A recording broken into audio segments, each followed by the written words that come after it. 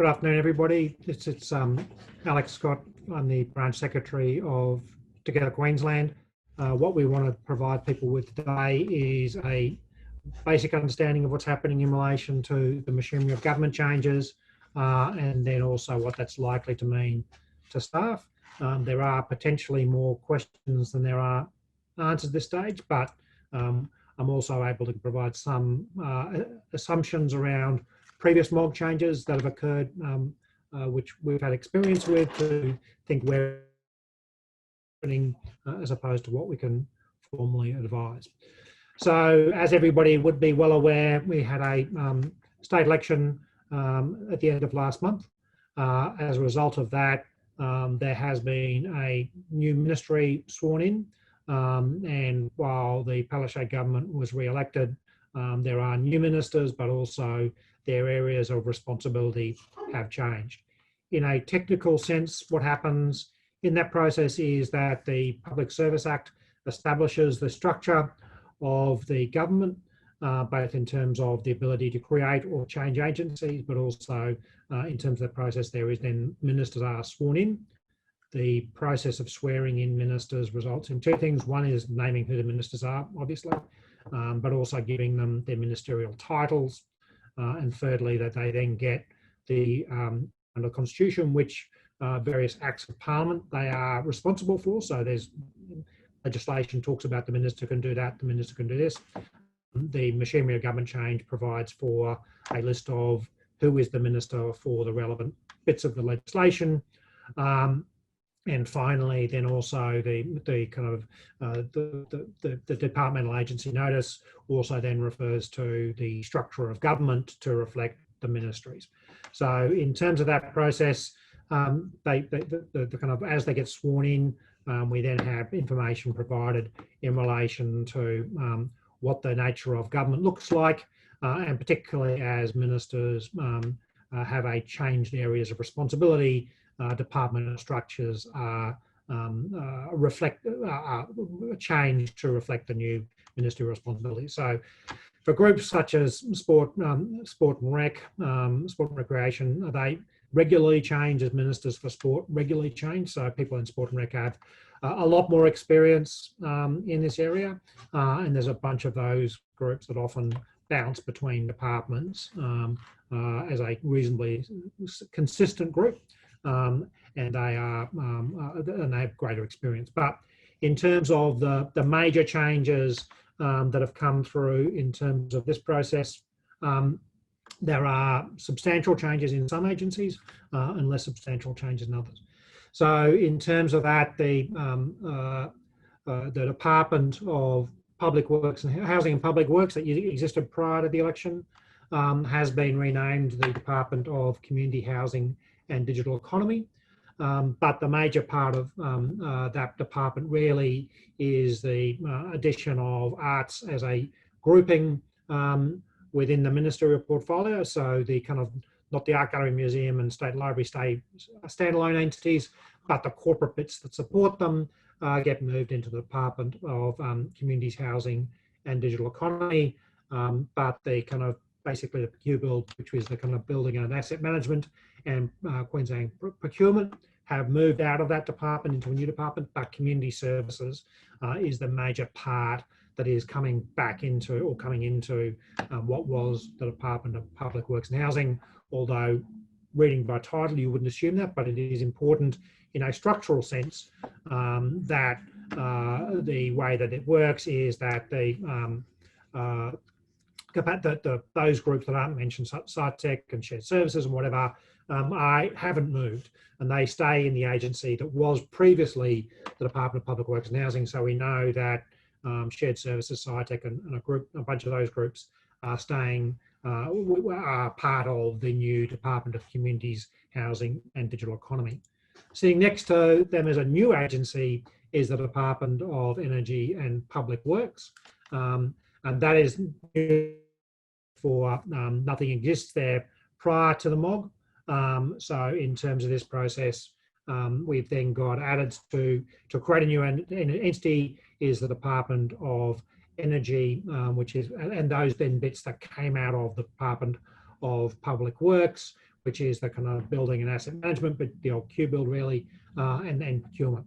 And so what that means in reality is, while we have two departments that look like Energy and Public Works and the other department, those things have similar names. The vast bulk of the Department of Public Works has stayed in the Department of what is now called Communities, and a very small part of the Department of Public Works in terms of Together members has been built to create this new department.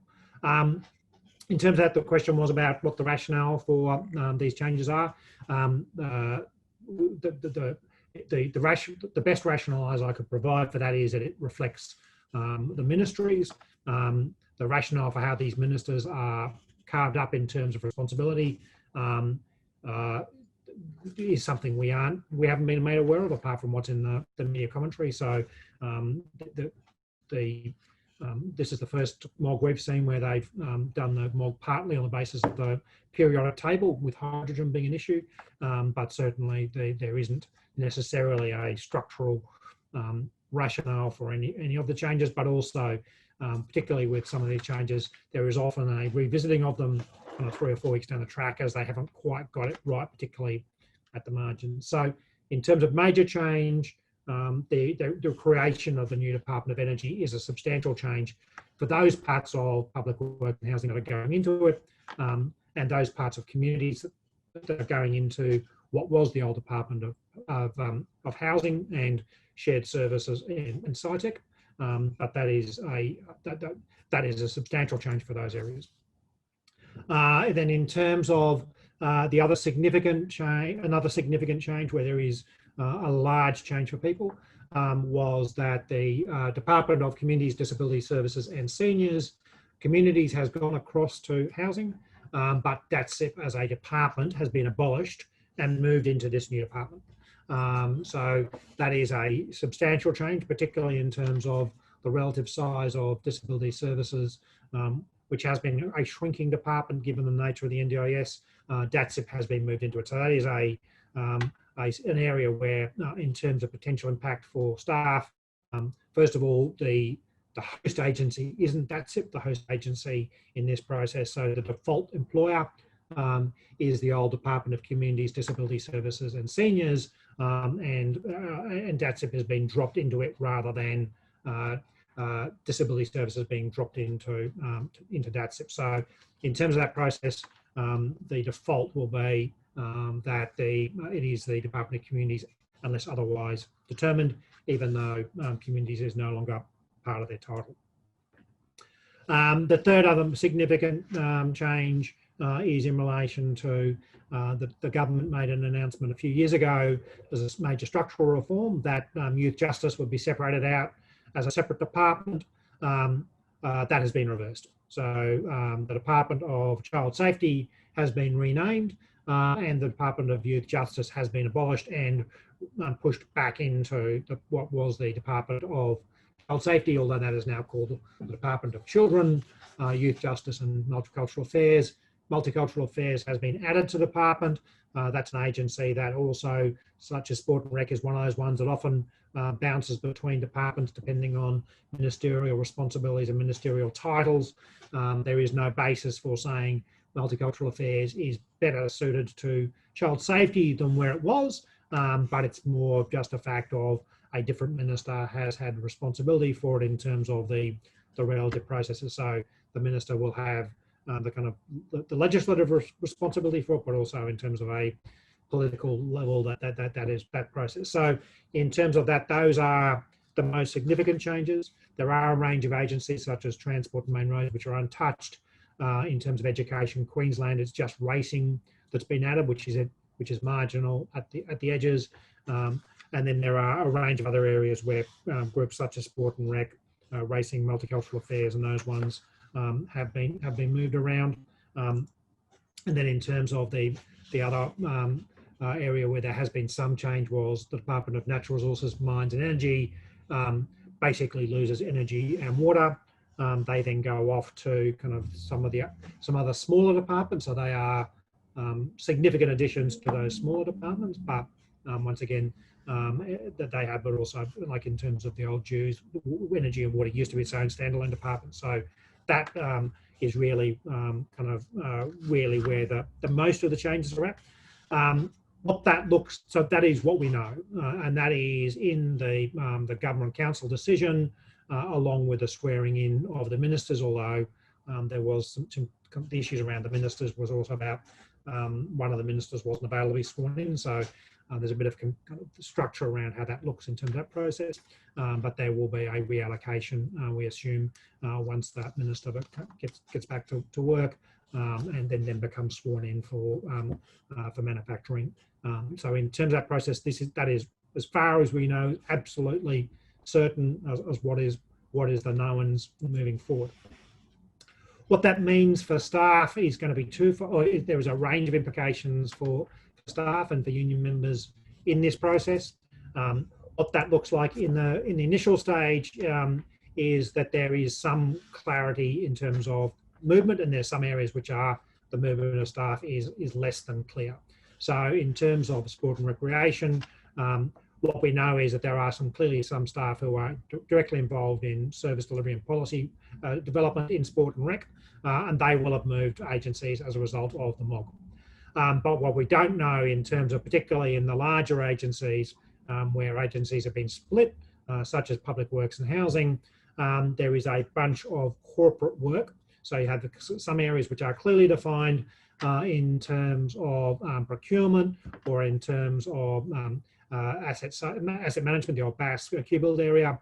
They clearly move into the new agency, but there is a corporate support role that applies to every agency. So in terms of that is an unknown in terms of how many staff go to the new agency, and there is a kind of complicated process that will be being managed by the Public Service Board and the heads of corporate services and the PSC, which basically is a process whereby the agencies know the major areas that are moving, where a whole organisational unit moves from department to department, but then there has to be a negotiation at a departmental level, which will be oversighted by the Public Service Board and the Public Service Commission to work out exactly what that looks like in terms of corporate support or HR or a range of those support functions that aren't directly named in the MOG. And so in terms of that, the question of how many FTEs, and therefore which people move across isn't known at this stage, and will be a matter of ongoing discussion over the next short period to try and get that resolved. What is different in this MOG compared to other MOGs is normally there was a list of ministers, then a list of acts, and then a kind of structural change, and then finally a Directors General list. So therefore, under the Public Service Act, the agency is created through the MOG, and then there is a person who is named as the Chief Executive Officer, either the Director General or in some cases a Commissioner. Those people are then allocated to the CEO role within the Public Service Agency. In terms of that process, that there would be a Chief Executive named. At this point in the MOG process this time around, we haven't seen that DG list come through yet in terms of a Government Council decision. We would expect it very shortly, but in terms of particularly in the areas where there is a new department created, it's not clear who is responsible for the DG role in that, but also where significant change has occurred in terms of bringing together community, and that's it will be the Director General of that department, or in terms of there was also an acting arrangement in relation to the old Public Works and Housing. So there is a bit of lack of clarity at the moment about who those Directors General will be. We would expect that in the next day or so. We had put today's video conference off a couple of days to try that. We thought we would be in a position to provide that information by today. We still don't have it. It's likely those announcements will be made, I would think, early next week, late this week, so we can provide some clarity for that process, because those DGs will be part of the negotiations, and the deputy DGs through the heads of corporate will be part of the negotiations about what exactly is the FTE structure for each of the new agencies and reformed agencies, and after that, what does that mean in terms of people? Because like if you have a 5-person HR function and it gets split 3-2, after you do the 3-2 split, you have to work out which actual individuals move across to which of the agencies. So that process will be ongoing and will be subject to some further internal discussions within government, and also some discussions with staff and their industrial representatives through together as to what that finally looks like. So in terms of the analogy I was using about sport and rec, we know pretty much those people in sport and rec will move across to an agency, but there will be a bunch of corporate people who will still be in an unknown area about what they look like in terms of movement forward. And there's also some also outstanding work in terms of, particularly for PSBA, in terms of which was announced to be abolished just before the election. That requires some legislative change. So that would be likely to be legislatively abolished prior to 30 June. But there is a piece of work around what happens to the staff in terms of a functional carve-up that is going to be occurring in conjunction with the current MOG process, to provide some clarity as to where people end up. We've had some discussions with government, with at a departmental level in terms of PSBA prior to caretaker. Most of that didn't move particularly fast during caretaker, not surprisingly, because it wasn't clear about what government policy would be, and we'll re-engage with them afterwards in terms of, and we're starting to re-engage with them now to try and get some clarity around that. We have had, and we are continuing to have regular meetings with the Public Service Commission during this process. We met with them again this morning, and we'll meet with them again next week. They have provided some principles now out to agents in relation for individual staff, not in terms of the numbers and where they sit, but in terms of HR functions that are currently being undertaken and what that will mean. So particularly in relation to higher duty conversions and long-term temporary conversions, those processes the PSC is advising should continue as if there was no change. So particularly with the question around kind of 2 years, whether you're eligible for conversion after 1 year or 2 years or whatever, the advice from PSC to agents quite clearly is that just because a MOG has happened shouldn't break that. But also, if you've got applications in the system and you've lodged it with one DG for one agency 2 or 3 weeks, and then that of being with the decision maker might be a result of this MOG process, but the application moving forward shouldn't be impacted by that process. So that would apply to most HR activities, whether they're being proactively sought by union members through the conversion of long-term hire duties or the conversion of long-term temporary employment to permanent status or to the higher level status, particularly with higher duties, with the kind of the transitional provisions, a significant amount of for that we think in terms of a sense shouldn't be affected, and we believe that where if agencies are making incorrect decisions around that, we will be able to work that through with the Public Service Commission in their oversight of this process, but also in terms of things that are being done to staff by employers, whether it's kind of dealing with kind of disciplinary matters, suspensions, those sort of things. That list, which you should have up on the screen at the moment, kind of runs through some of those things where the Public Service Commission has given some clarity to agencies that those things should proceed as normal. Clearly, the implications for the capacity of agencies to deal with this will be challenging, as they kind of have a whole range of other things to be dealt with. So we need to make sure that people aren't lost through this process in terms of failing to get appropriate decisions. Just because the departments have got a lot of other things on their plate now doesn't mean they shouldn't continue to deal with staff appropriately and in a timely fashion. So we'll be working with the members in terms of those processes to run that through. But also what we said to the Public Service Commission today, and we'll be formally following up with them after our branch conference on Monday, is to seek guarantees around consultation around staff on this issue. First of all, while there is a level of negotiation between departments around the staffing levels that would reflect the MOG change. We want to make sure that there is also consultation with the staff involved, not just directors general and deputy directors general engaging around that, making sure that there is actual engagement with union members in that, but not in a series of processes. First of all, as to the numbers affected, to make sure that union members are comfortable with that split. Secondly, that the change process involved is clear cut. Once again, in those areas where whole work units are being moved from A to B, that shouldn't require much change to people's staffing arrangements, but where there is bits and pieces of agencies or work units being split up, making sure that the union members' rights are protected during that process and your interests are protected to make sure organisational change doesn't unduly impact on you. And then thirdly, once those things are being started to be engaged with, and particularly once we're able to talk to directors general, once we know who they are, that there are consultative forums established, the agency consultative committees and different structures depending on the nature of the collective agreement.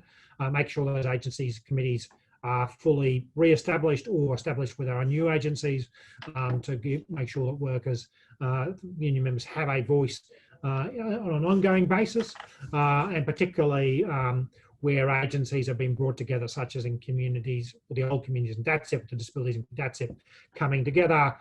There will be a range of issues around hours of work arrangements, what's happening with working from home arrangements. All those sort of HR policies will now be subject to a further discussion. Clearly, in terms of that, that will depend on the size and nature of the change involved. So racing has been added to Education Department. We're not expecting that Education Department is going to revisit with a 45,000 or 50,000 employees, isn't going to revisit all of their policies because racing has been added. It's likely the education policies will be applied to racing, but then will need to be a review to make sure that's appropriate. But where agencies are coming together or where agencies are being created from scratch, so in terms of the new public works, which is a new communities coming together, there needs to be a conversation with workers and the union members in those agencies as to what some of those longer term policies, such as hours of work, such as working from home and those sort of things are going to be involved. So in terms of that process, we'll be engaging as soon as we get the kind of Director Generals in place. We'll be seeking consultation around that and making sure that that process is meaningful. But the other kind of significant change or significant issue that's about to occur will be in relation to the state budget. So given COVID, the budget in June has been delayed. And then we had the state election, and then the re-elected Palaszczuk government has indicated that Parliament will be sitting next week, and then the budget will be the week after. So the week of the 30th of November, we will see a budget.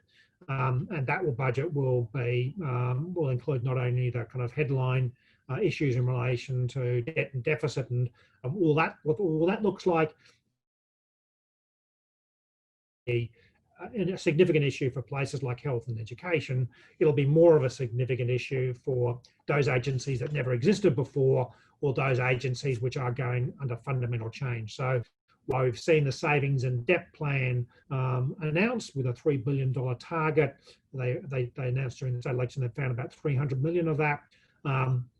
Clearly, the organisational structures and the staffing arrangements are going to be significantly impacted as to what is the budget for those agencies. So the kind of conversations that might be happening now in relation to how corporate service functions might be split between two agencies, I think it'd be naive to not expect that conversation will be impacted on what the budget is.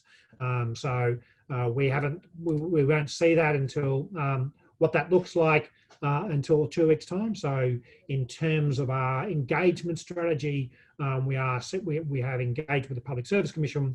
We will engage with Directors General, but in reality, we'll probably be trying to get engagement with Directors General to include not only what is happening in terms of the MOG but also what is happening in terms of the budget process and what's happening in terms of the savings and debt plan, particularly for non-frontline staff. So prior to in June, July, we were having significant issues in relation to the way the savings and debt plan was being implemented, particularly for the non-filling of frontline staff positions. We were able to get CBRC to reconsider some of that just before the election was called, and we were also engaged during the state election in terms of what the long-term prospects for both under the LNP and under the ALP, what they were looking at in terms of the frontline and non-frontline recruitment processes were going to look like, which were clearly linked to issues around deficits and balancing of budgets. So in terms of that, we then need to make sure that as the budget comes down early next month, that we engage in a meaningful way as to what that looks like in terms of staffing numbers, recruitment selection processes, and a range of other issues. So in terms of the what we'll be recommending in terms of conversation to branch, Together has a branch conference for its key rank and file leadership on a couple hundred people on Monday next week, and that'll be part of the conversation, working out our engagement strategy around consultation. Clearly, we'll be wanting to engage with the Directors General as soon as they are, both about this segment MOG, what it means for staff in terms of staffing levels, what it means for staff in terms of the policies and procedures, such as working from home, hours of work, etc., but also then engaging with staff with the employer post the state budget, and what that looks like in terms of whether the hopefully we are always nervous with our budget just after a state election, because that is often when that becomes the more challenging budgets are for public servants in terms of staffing numbers and savings and the kind of efficiency dividends and all those sort of things. But hopefully we'll be up. Clearly COVID has changed that, and in questions we are looking at significant deficits for the 19-20 year, but also 21-22 year. And I think the Treasurer has announced previously that they're expecting those deficits to continue for a little while, at least for the forward estimates. But that will be a significant part of the engagement process around seeking consultation with Directors General and government agencies and union members across agencies going forward from there. So that's really where. So I think in terms of that process, what we'd be suggesting broadly is that that is the kind of the significant components in relation to what the consultation looks like over the next couple of weeks. I would hope that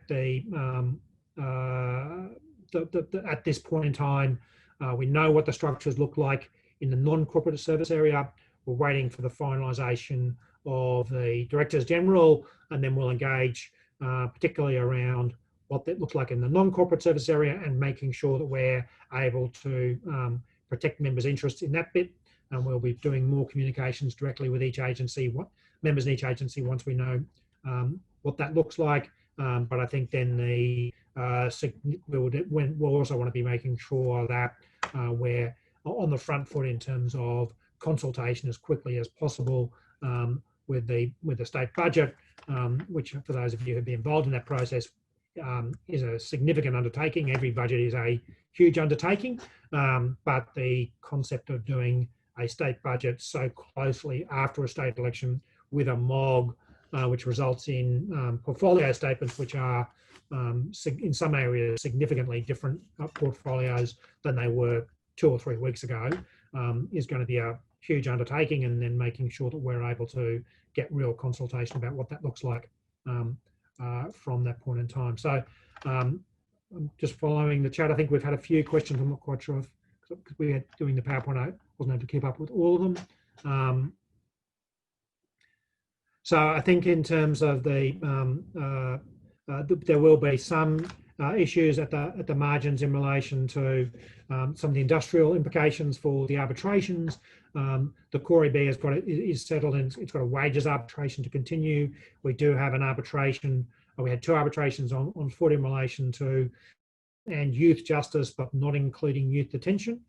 Given that youth justice doesn't exist as an agency anymore, we would expect that will then become a combined arbitration of sorts in terms of those issues, and our expectation would be that those areas which are getting mogged into child safety, the new department, the name of the new department, which I always get wrong, which is no longer child safety, but is the Department of Children, Youth Justice and Multicultural Affairs, that the Multicultural Affairs staff will get picked up by the new amalgamated determination, or at least, at the very least, the determination for what was the Department of Child Safety, because they are the host agency rather than Youth Justice being that process. But that should be the only major area where there would be significant change. There will be set yet because their wages are determined by the award, so there won't be any award issues in terms of wages issues there. And there will, but I think most of the other EBs are like the building and asset services ones are standalone ones, which wouldn't be directly affected by that process. In terms of that process, just reading through some of the other questions quickly. There will be CWAC. There was a question in relation to people with the organisational change process, with those people who are on the CWAC process. That is specifically covered by the PSC process and is being carefully managed to try and make sure that doesn't get artificially affected by this process. In terms of the whole question about the question about senior management roles is still a matter that's ongoing, and that'll be kind of once the DGs get in place, we would expect that there will be a kind of corporate structures. In terms of who exactly makes those decisions, I'm not completely clear from the outside, but in terms of the other processes, they should be reasonably straightforward. Yeah, I think that covers most of the questions, other than the fact that we can't provide an explanation of how these choices were made. We can just try and work through what they were in terms of politicians deciding what portfolios they want and then doing MOGs to match it. But I think particularly the FDE issue is really going to be a bit of a false consultation initially, because the FDE issue is going to be up one level. I don't think it's going to be finally resolved prior to the budget, because if the budget significantly changes FDEs, which I don't think there is any indication it is, but I think it would be courageous for agencies to finalise an FTE count 5 days before a budget, which effectively is what's happening. And we would expect that, given the time it takes to print budget papers, the budget's probably going to be resolved over the next couple of days. But that also, I think, is a bit, in terms of our ability to get consulted around that, that the DGs, once they're in place, should have an understanding of where, well, hopefully they'll see the budget before it gets handed down in Parliament in 10 days' time, or whatever it is, 11 days' time. So I think that probably covers as much as we can today. I wanted to try and keep it, but we will do another Zoom as soon as we get some more information, whether that's next week or the week after. I think we've got to work out whether there's been enough movement but in terms of Director General appointments next week. But certainly we will try and keep these going, and whether it's a sector-wide one or whether it's starting to do some Zoom agency by agency, we'll let people know. But if you do, we will send out an email after today to everybody who's online, but also those people who are covered by the agencies who are covered by these MOG changes, to try and provide you with the most accurate information we can, but also to make sure that you've got the opportunity to email us back if you do have questions. There isn't a stupid question in this process. If you do have a question about your own personal circumstances, please send it in to us, because it may be, it's one of those things that unless you flag your issues with us, there is always a risk that we won't have identified it, and that we can then make sure that as we start to get engagement on an agency by agency basis, and that way we will be able to make sure your interests are protected as much as possible. So thanks everybody for taking the time to dial in today. I'm sorry we haven't got complete clarity for you, but in terms of that process, we'll try and provide these Zooms, because it does give us more ability to talk through, frankly, what isn't known, as opposed to it's hard to put in writing the things that we don't know. Sure that as we get the information out from by email, we're happy to try and get you as answers as quickly as possible.